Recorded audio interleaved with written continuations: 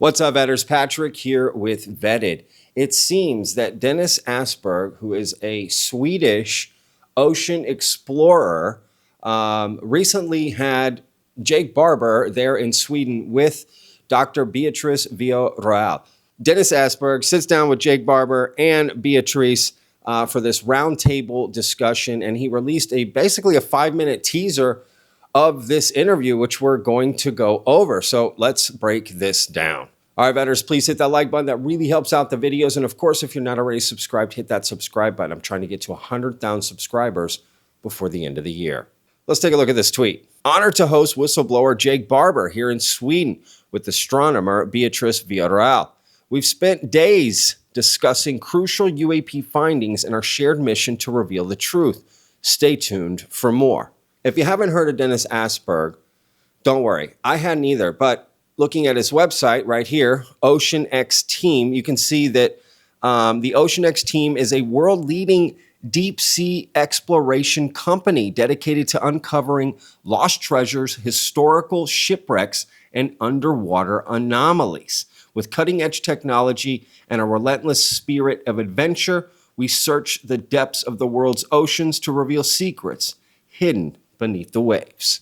And they famously looked into the Baltic Sea anomaly. If you're not familiar with that, you're going to have to do a Google search and find out a little bit more about that, because this video is not about that. But so they search underwater anomalies. So, all right, now he's sitting down with UFO whistleblower Jake Barber and Beatriz. And who is Beatriz? Well, I'm sure you've heard just most recently, she put out this paper, which I'll put a link to down below, but basically saying that there was these anomalies in the sky pre-satellite. So they looked at, photos of the sky before we had satellites up in the atmosphere, and they noticed things up there. That's the gist of it. I'm sure there's a better way to explain it, but people have been very excited about that because they're like, wait, how can there be things up in the sky before we had satellites? What is that stuff? So they sat down, Denis Asberg, Beatriz, and Jake Barber. They actually released 2 videos. This is the first one. Allihopa, nu är jag tillbaka här med fantastiska människor runt omkring mig. Och vem har jag här? Jag har Beatriz Villarroel. Och vad är Beatriz? Hej. Astronom. Och vi befinner oss i Stockholm. Fantastiskt väder, underbart. Som ni ser fartyget här bakom. Vi ska inte åka med. Men sen har jag en kille här som är fantastisk. Jag har lärt känna han väldigt mycket nu i de här dagarna. Och vem har jag här då? Jake? Jake Barber. Yeah. And who is Jake? And I have no idea what they just said because I only speak English, but I'm sure it was very flattering and a proper introduction. But yeah, I'm Jake Barber from the United States of America. Been involved with the Skywatcher Corporation, where we are exploring UAP in the United States and elsewhere. And I'm here in Sweden to meet with these other 2 explorers who have been looking at very interesting things that have inspired me as well. And so we wanted to get together in this beautiful place and have some coffee and tea and some desserts and talk about the journey we've all been on individually. And I think we have a lot in common that we can only offer each other that few can sympathize with. So we're having a lot of fun. And lots of secrets. And sharing secrets. Yeah. Yeah. So, Oh my God, what we learned about the universe today. so we're gonna do a podcast interview tomorrow, hopefully, if everything's turned well with the time and everything. So tomorrow we're gonna record it, and perhaps next week or 2 weeks it's gonna be out on Denis World. Thanks for watching, and thank you. You're welcome. Great. Ciao. All right, so let's get to this 5-minute preview of a roundtable discussion where they discuss all the things they've, encountered, each of them in their respective fields about UAP. And the egg was a unique experience because it was a highly sensitive operation that turned out to be a crash retrieval of a non-human craft, and that was the egg, which literally looked like an egg, like a chicken egg, except it was shiny and it was on the ground when I got there. So my primary role in crash retrievals is that of a helicopter pilot. So I was operating a helicopter that night when I got dispatched to retrieve the egg with a long line system and a remote hook, as we call it. It's usually a 150 foot to 200-foot long line that hangs below the aircraft. And I flew in that night with that long line system and came over the hill and saw a shiny, like metallic white egg on the ground and hooked it up and flew it to another secure location where it was offloaded. And that experience was something that stuck with me. Is it dangerous to go close to it? Is it dangerous? Well, some there are there are records within the crash retrieval program of there being side effects or medical conditions associated with those who have recovered craft from the ground or even in the air. I'm one of those myself. And this gets confused a lot in the public that has seen some of my podcasts or some of the coverage of some of the conversations I've had like this. You know, there were two objects that I am talking about publicly. One is the egg. The other is what we call was an eight gon, or it's basically a flying disc with eight delineated sections. You know, when viewed from above, it looked like a craft, a flying saucer, but it wasn't smooth. It had eight sections. It was very dark. And by the time I was over the object, flying, trying to lift it off the ground, I was in tears. Um, I didn't know if I thought maybe someone had drugged me or I was having an emotional breakdown of some kind from just stress, cortisol. And it took everything I got to fly and pick this load up and fly away. So look, Jake gives a little more detail here about the egg that he allegedly, recovered, that he believes to be non-human intelligence, right? I'm not saying the event didn't happen, but that it's non-human intelligence, right? I don't know. But one particular point of the story that's kind of interesting is he's like, I'm flying the helicopter and all of a sudden I become overwhelmed trying to pick this thing up and it took everything I had to, finish the trip. I mean, you're in a helicopter. Were more people in there with you? Wouldn't you radio down and say, hey, something's not right with me. I can't do this right now.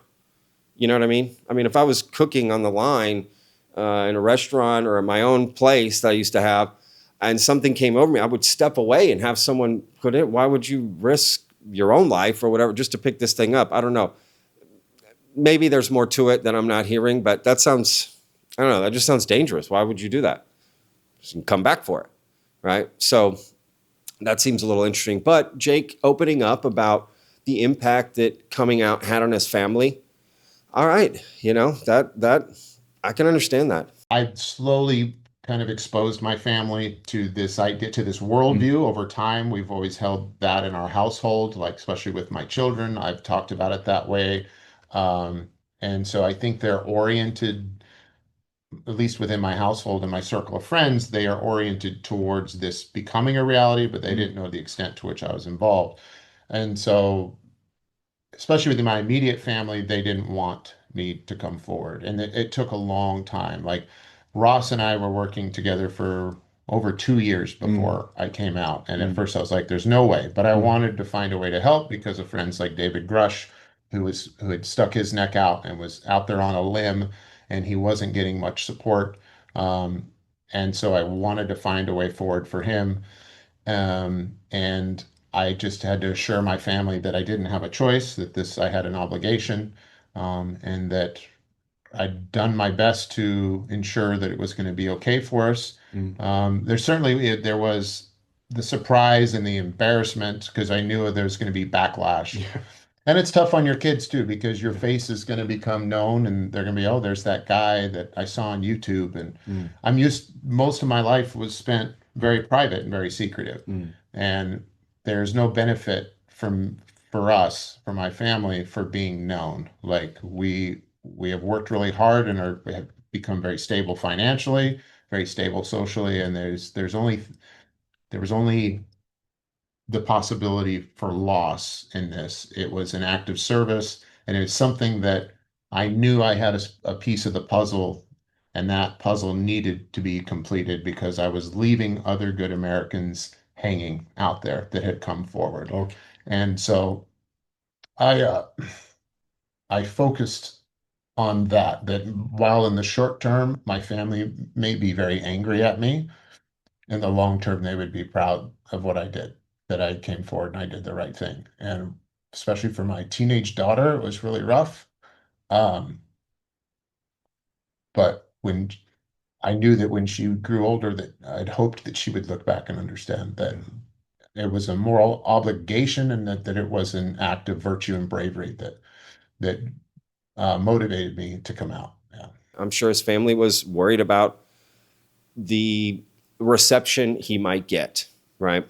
And Jake felt it was his duty to come out, and that his family would be proud of him later on. So I can understand that completely, to be honest with you. You know, he took a risk and came about. He clearly thought that the impact on his family negatively was less than the impact he felt he could have on humanity moving forward. I don't know. Me personally, I would choose my family over everything. Over everything. My family comes first. Sorry, humanity, you gotta wait. I'm not sacrificing my family for humanity or the impact on them. The hate, the trolling, the comments, the this, the that. I just don't see that it's worth it entirely. But Jake felt that whatever decision he made, I mean, it's his own family. It's his own decision. I totally respect it. And there's clearly more there than I know. So I'm not judging Jake. I'm just saying what I would do in that position.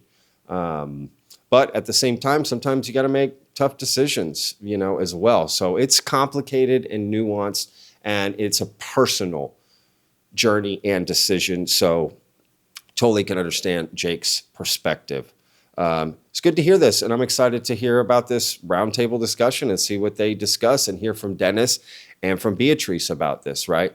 And it is interesting that Beatriz did ask him, hey, about, what about going near this craft? Like, you weren't worried, Again, these things just don't make sense that they wouldn't test this stuff, right? And then your helicopter pilot comes in and has this overwhelming feeling, could have potentially crashed the helicopter. That's confusing to me, that you wouldn't know those things before you just go pick this up, right? Who's at fault here? Is it leadership? It sounds like, right? Because they shouldn't be sending people in if they don't know the effects it can have on the people they're sending into. You got to send in hazmat teams and all kinds of teams. So something not adding up about this entirely, to be honest with you. Just parts of the story are just left out, I guess. I don't know. I'm just confused by a lot of it. But anyway, look, that's all I have. We'll see you guys in the next video. Links in the description. Go check it out for yourself. And I'll let y'all know when that full roundtable discussion comes out. Remember, every day's a gift, y'all. Peace!